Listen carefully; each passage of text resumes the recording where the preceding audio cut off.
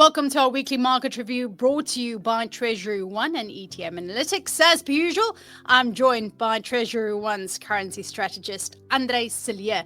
Now, Andre, the two big yard boots have decided to shake hands. The US and China have now entered into this weird golden limbo, suspiciously quiet state for 90 days as they've decided to back down on tariffs. The US backed down from 145% down to 30%, and China said they'll slash tariffs in return from 125 down to 10%. I mean, what a fantastic way to start a Monday morning. Yes, good morning to everybody. We can talk about this for 3 hours, or we can talk about this for 30 seconds. Let's take a midway here. Okay, good. Shaking hands, I doubt that. Talking to each other, yes, that's what they're doing at the moment. The markets would like to see that it's very good talks, but we'll have to see how it develops. Before something is signed and put in place, I think if I take the history over the last 2.5, 3 months of Mr. Trump and retreating on stuff that he said, I would rather prefer for something concrete than speculation, because this is all it is at the moment. But yes, it's a good thing. Yes, it's moving in the right direction. And yes, the markets tell us that if they move in the right direction, we could see some substantial moves, most likely.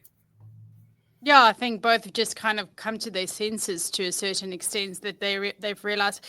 There was one statement from one of the US officials saying that they don't want to decouple from China, and I think it's just because they've realized it's too costly to move forward. But speaking of costly, of course, that's the reason why everyone is watching tariffs. Is everyone is looking at whether or not this can bring about an inflationary bout in global economies.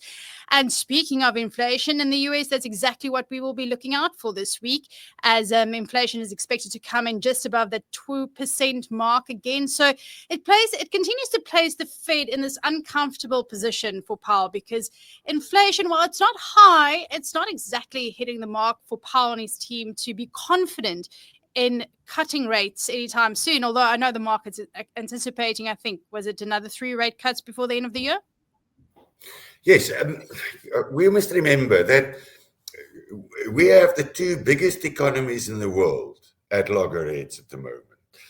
And the impact of that is the possible increase in consumer prices for the consumer in America if this continues. And this brings us to the inflation discussion, because the inflation discussion is vital. It will be extremely difficult to withhold 125 and 145% tariffs away from the consumer.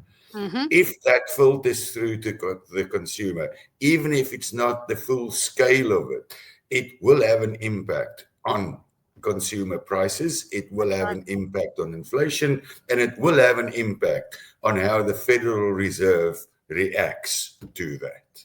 So we are expecting the figure this week. It is expected to be subdued at this stage still, because there's been a lot of imports and inventories being built up before all these tariffs came into account.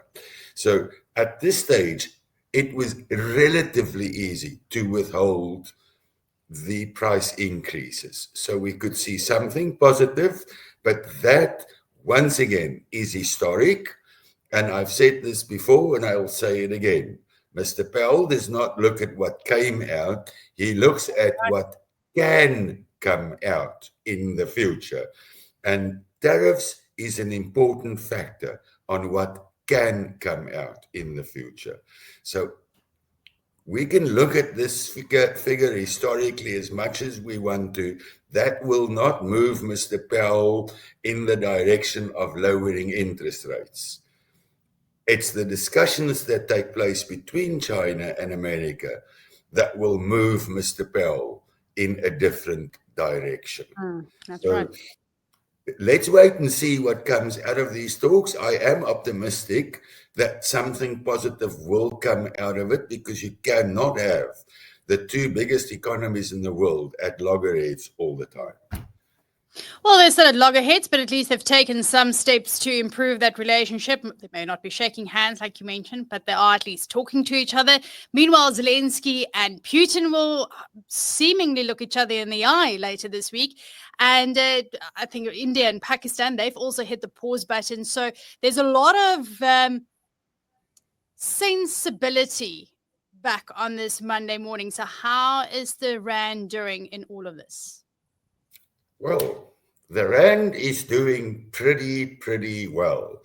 If we purely look against the dollar, then from last week, Thursday, Friday to now, very little change. But let's go and look at, for instance, the euro against the Rand. And then we've seen another 20 cents on it.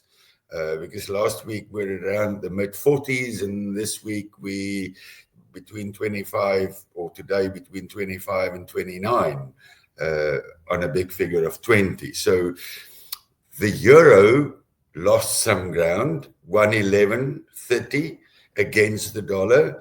So whilst the major currencies is losing a little bit of ground, the Rand's actually keeping its stance and doing relatively well. So 18 to 19 trading range, closer to the bottom end. There is some concerns from my side that we have seen quite a substantial move on the Rand, and a small little technical reaction a little bit higher is not impossible at this stage. But I don't think that that's 19 or something. That's most probably an 1850 or 1845 or something. But I think firmly within this 1819 range at this point in time, and likely to hold. Moving closer to Mr. Netanyahu in 2 weeks' time, that's going to make a decision on interest rates, and that will pretty much be a more interesting one to watch. But we'll have a look at that next week. Yeah, a lot of interesting things to happen, including S&P's review coming out on Friday, likely after business close. So we will have that to chat about. Will the GNU have done enough to impress the ratings agencies just a little bit, just for like a slight positive bump?